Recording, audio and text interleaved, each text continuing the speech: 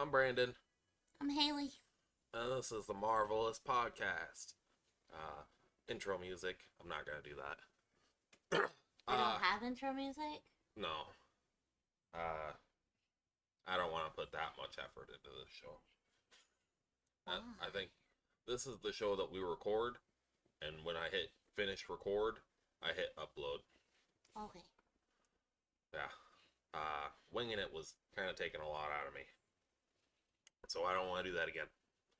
Uh, but this is the Marvelous Podcast. This isn't winging it. Where we are going to rank and review every single Marvel movie. Cough. Every week. Every week. Last week we did Blade. Blade was okay. Better than I thought it would be. This week we did Howard the Duck.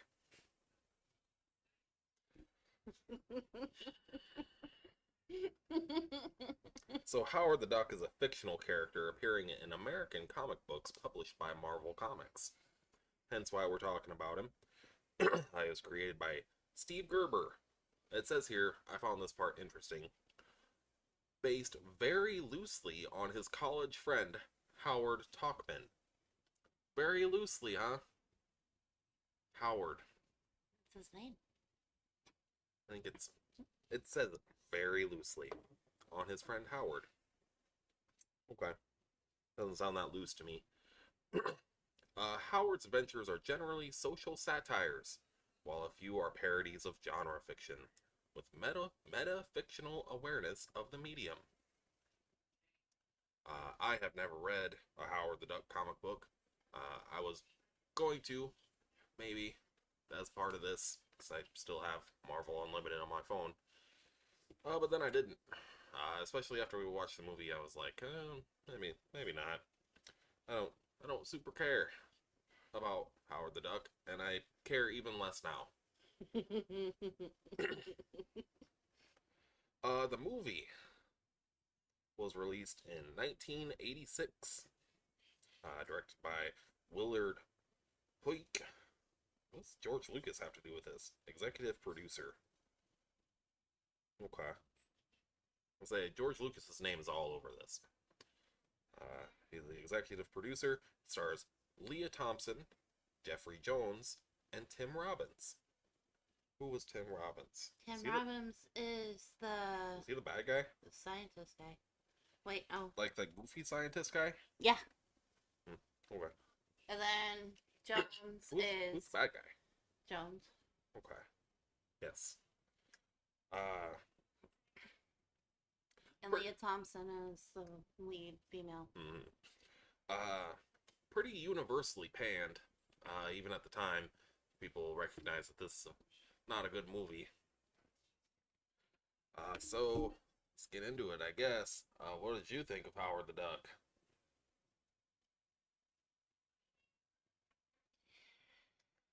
I've never seen it before in my life.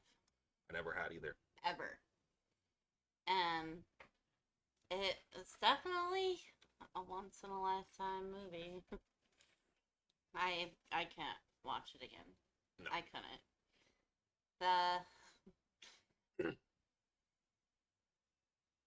The humor is very dry. The bestiality stuff going on in it, it's just like, what the fuck? Yeah. The villain isn't even a villain. It's just so overall bad. Yes. Overall. This is up there with the worst movies I've ever seen. It's the most unfunny thing I've ever watched, I think. Yeah. Like, not a single joke lands. There was a moment in the movie where there's a funny scenario. There are a handful of funny scenarios, but they're written really badly, and they just don't land at all. But there's this one part where I kind of forget even exactly what happens, but one of the guys is locked up in the back of a cop car. And he wants Howard the Duck to let him out. They're at the restaurant because the cops got called. He can't get out because there's no door handle on the inside. So he jumps through the front of the cop car and starts to go out the window as Howard the Duck opens up the door from the outside, which is a funny little scenario, but it just like doesn't land at all. Not a single joke in this movie lands at all. Uh, And they used way too many quotes from other movies to try to play it on them. And I didn't like that. I I disagree. There's not a saving grace to this movie, but if there's one like glimmer of light, and I think you might disagree with me here, I think the villain has a couple of kind of funny moments. To be honest, I kind of just spaced the whole villain part off Uh-huh. because it was so bad. And it happens pretty late in the movie. This guy turns into a villain who we don't even meet before that, which is weird. Uh, I guess the my name's not what was it? My name's not Bob or Steve or something was kind of funny. Where I don't even remember. when they're going to the facility and he's in the truck and he's pushing all the cars forward and the cop's like, whoa, whoa, whoa, slow down, Bob or something. He's like, my name's not Bob. I know the scene that you're talking about, and Yeah. I don't even remember the joke. Yeah, that part, that was maybe the only funny part. Well- And then, yeah. As you mentioned earlier, a lot of bestiality stuff.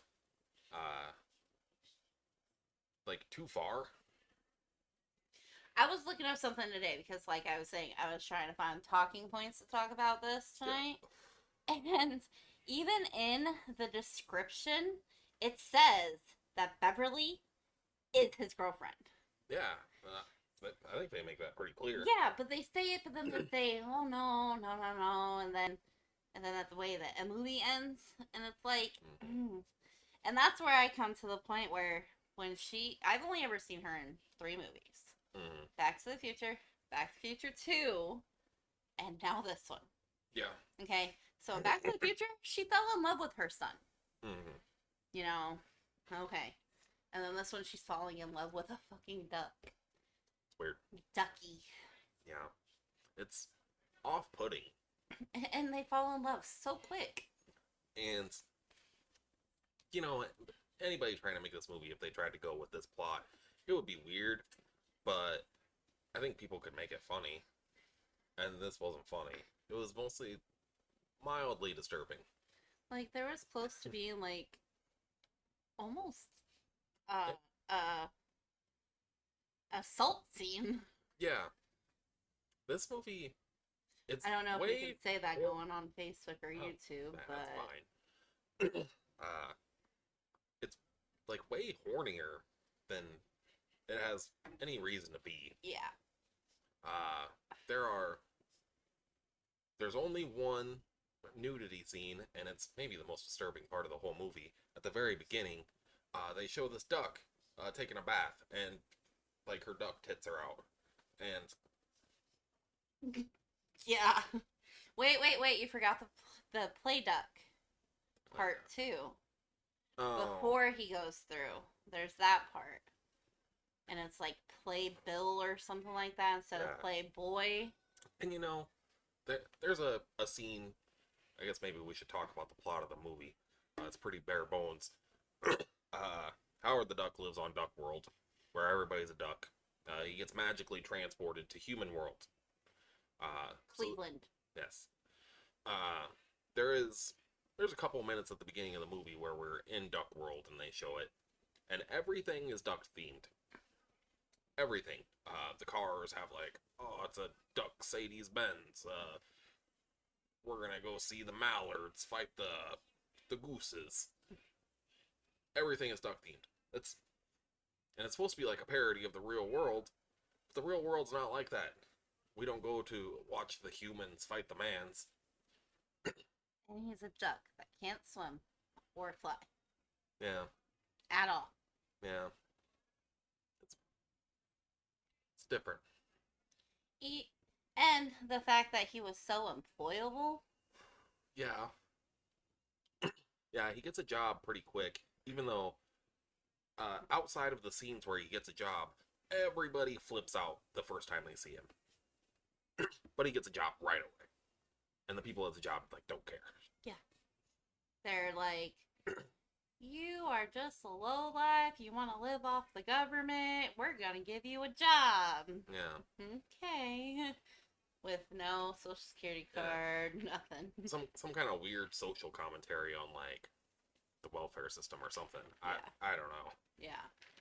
They only send the bad ones to me. And then that one scene where the villain, the stupid janitor scientist, and the other person who's helping the villain, when they walk in and they see Beverly and Howard just on the bed kissing, they're like, what the hell? Yeah. What is going on here? And then, oh, it's not what it looks like. She's literally half naked. Yeah. And there's duck feathers in her bed. And then they almost immediately drop it. Like, okay. Yeah. All right, I guess it's not what it looks like. Her music was not bad. Yeah, I kind of had that thought too. The lead actress, she plays like a musician in a band, and the music's like 80s. 80s. It's Punk, not bad. kind of punk rocky, kind of. Except for the last song. Yeah. Howard. Duh. It's pretty bad. A really weird like punk rock vibe sometimes. It's bizarre. These people that hang out at this bar that she works at. I don't really think the 80s were like that. I mean, Early 90s, maybe.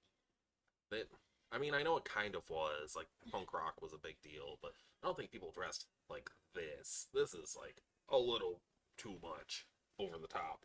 Everybody who lived through the 80s punk rock scene, tell us how they dressed. And they definitely didn't act like that. No, especially the manager was more of a 90s dress. Yeah, I don't know. With silk shirts and stuff like that.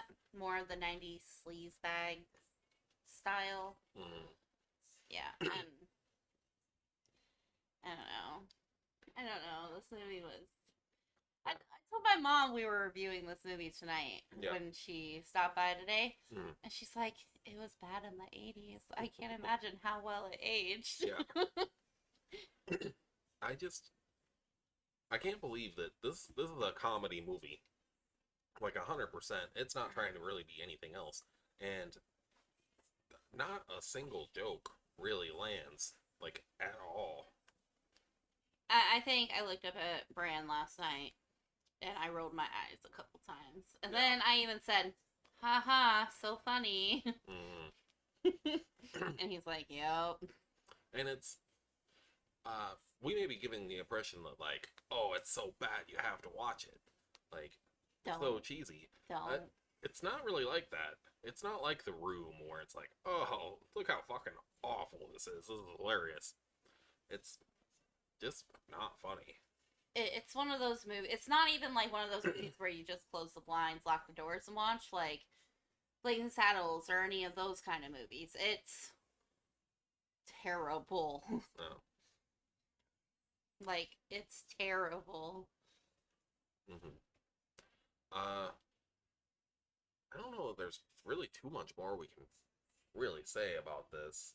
I suppose we can get a little more into the plot. His feather, just random feather. He didn't go to the science place. Yeah. Like the alien did. He went 2 blocks away into an alley outside of this club. Yeah. But just a feather. And when he got transported to the human world, it definitely seemed like he like arrives in this chair, and it seems like the people around him were expecting him, but they're just like a bunch of punk rockers, and they never come up again in the movie. Yeah, and then they bring him in to the club and give him to somebody. Said, "Oh, that's your boyfriend," and then he's like, "Oh, I'm his boyfriend," and then that's it. That's all you see. That's it. Yeah. And then he's like entranced with Beverly's music, and then she just automatically accepts him. when Yeah. everybody else They fall here, magically like, in love yeah, very quickly. yeah. Almost immediately. The plot.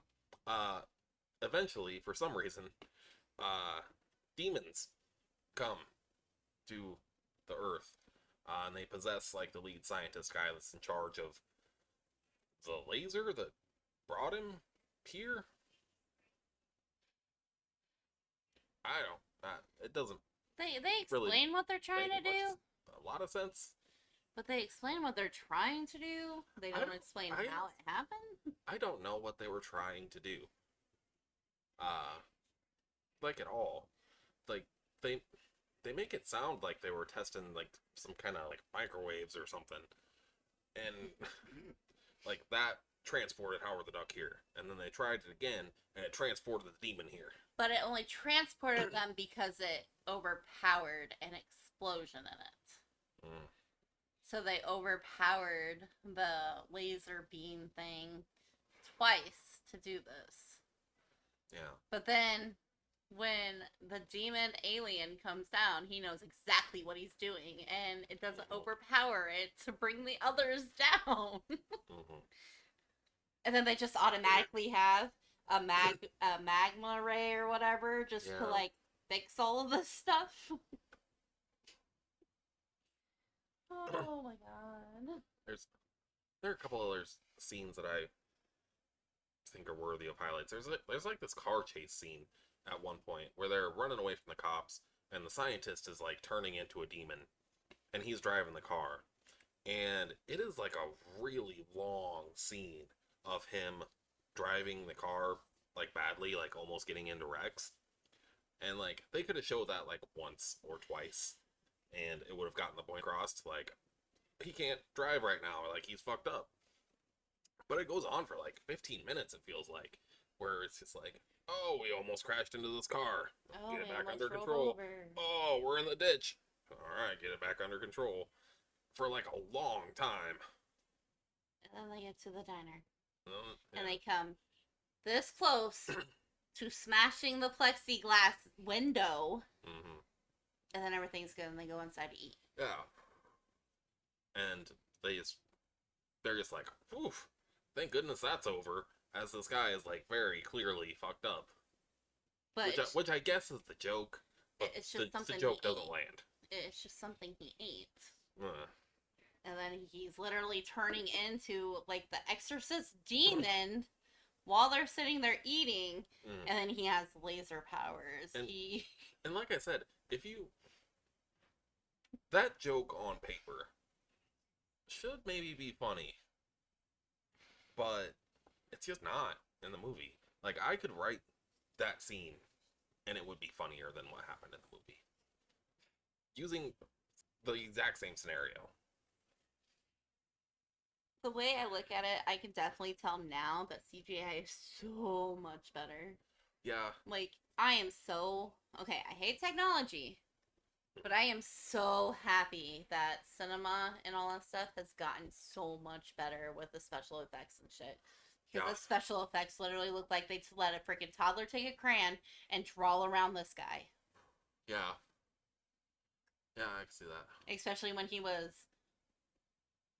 trying to save Howard from getting eaten because it's a sushi breakfast bar place. Mm-hmm.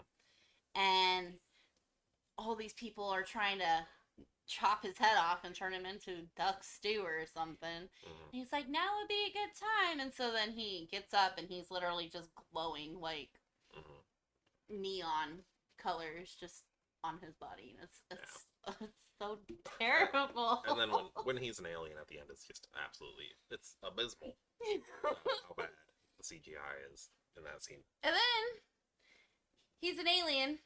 He even said that they cannot live outside of the human host. Mm-hmm. And he lived So then he does. for like 30 minutes of the freaking movie outside of the human body of somebody who's not dead for being possessed by a demon. Mm. A demon coming out of him. And he's alive and okay. And he's got this. Apparently. He's saving the day. So, I read a little bit more of the Wikipedia for Howard the Duck, the comic book. Apparently, like, this movie, like, kind of is his origin story. Like, it's kind of correct, apparently. Whose origin story? Howard the Duck's. Apparently, this is, like, pretty comic accurate, almost. I'm kind of glad they don't go comic accurate on most things then. Uh, This was this Stan Lee's comic, or was he so- brought by it? Probably not. I did see who the writer was. Still got it pulled up on my phone. Bloop, bloop, bloop, bloop. So, first appearance, 1973 in Adventures of Fear number 19. So it was pretty early comic, but a little later than Stan Lee, I think. Created by writer Steve Gerber. And you know what? I imagine the comic's probably, like, not bad. Well, it's a 1973 comic, so, Mm-hmm. you know, take It's 1973. take that into consideration, but, look how much he looks like Donald the Duck. Yeah, Donald Duck. But I guarantee most people, probably the handful of people that are watching this, didn't even know Howard the Duck was a Marvel character. Kind of like Blade last week, but But people who have been watching the MCU movies know, Yeah, because he he's- has come in he's to pop- Guardians 1, yeah, he's popped up. Guardians 2, Infinity War. Mm. So, I mean, he is in the MCU. Do you know who plays him in those movies? I don't. Seth Green. Really? Mhm. Yeah, I don't know who plays him, but he is in the MCU. Yeah, he's been around. And he was even in the Guardians of the Galaxy holiday special. He's in a couple episodes of What If too. Yeah, so I mean, he's part of the MCU. Yeah. That's just what he needs to be. It's just a part. Yeah. They don't need to make a whole movie about him. You know, I could see like a little animated special or something. Cause I mean, you could have fun with it. A what if episode, maybe. Yeah, something like that. Like, what if Howard the Duck didn't get teleported to the human race? Yeah, maybe. He would still be working at his 9-to-5 accounting job or whatever he got. Yeah. Or if he still stayed with the movies or something. Yeah. But Duck Fu. Duck Fu is his karate move. It's quack food. Yeah, it's Quack Fu. Yeah. Yeah. Pretty bad. Yeah. And then the sushi breakfast place. The waitress thought that he was a kid dressed up in a Halloween suit for 2 months. I guess that's important to bring up. We haven't I'm surprised we haven't talked about that yet. Just how awful he actually looks. I guess it's like a mascot outfit, like a mascot uniform type deal. It just looks really bad and really bizarre and kind of creepy. Like something about the eyes. He has like skin around his eyes, Mm-hmm. and it's pretty off-putting. Yeah. Yeah, it looks like it's literally a fake mask Mm, on somebody with just a beak yeah. under feathers, and that's it. And that's another thing is the feathers are so important to him, but his feathers are in Beverly's bed. Oh, that's just a going away present. Mhm. Why? But the whole bestiality thing is just ridiculous. Yes. And then the whole assault scene, and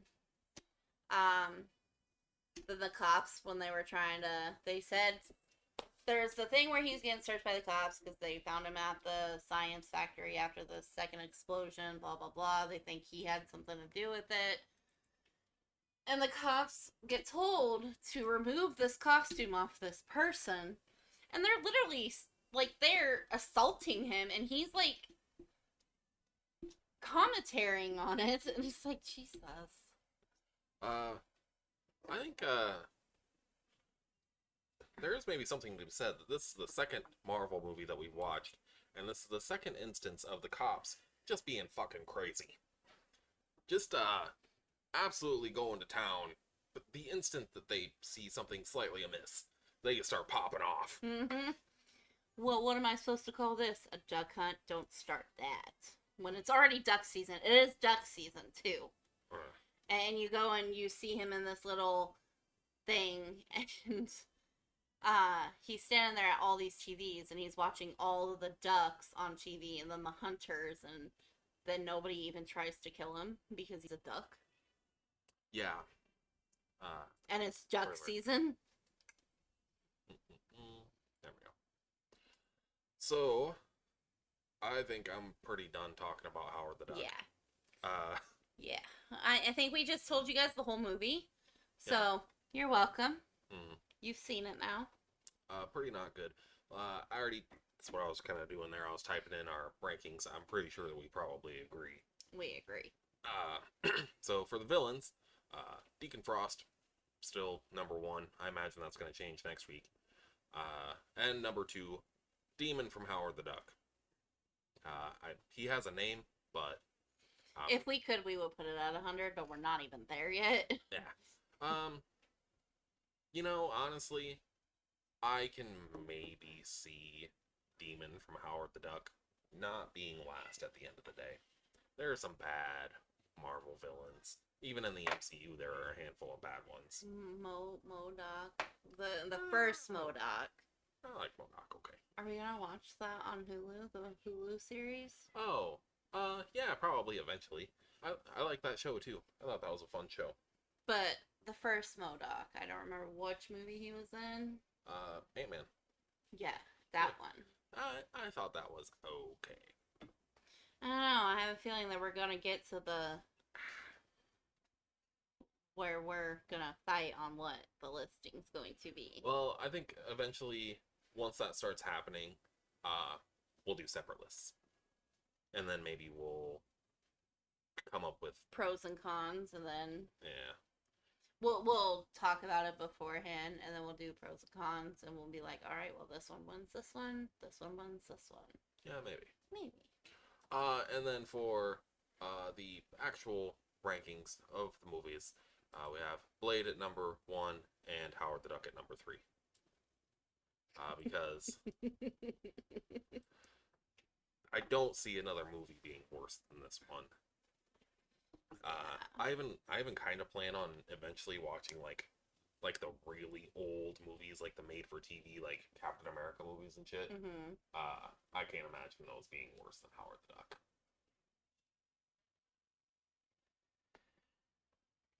Howard Duck is gonna be probably at our lowest at all times. Yeah. Yep. And we both agree, because we did not chuckle, we did not laugh. There was nothing to it. It was unfortunate. Yeah. Even with Blade, some of that was funny. Some of his sayings and stuff, but Howard the Duck is dry. So dry. So, Howard the Duck's done. We never need to talk about it again. And you don't have to watch it now. Exactly. Next week, I think we agreed we will do the third week will be MCU. Yes.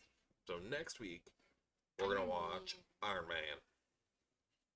And then the week after that will be season 1 of Agents of S.H.I.E.L.D., which we haven't started yet, but I'm sure we'll start. I have a week coming off of work, so we'll watch it. Yep. So, thanks for watching. You have anything else to say, babe? Nope. All right. I think I said it all. I'm going to say this one more week before I come up with a new catchphrase. Have a marvelous day.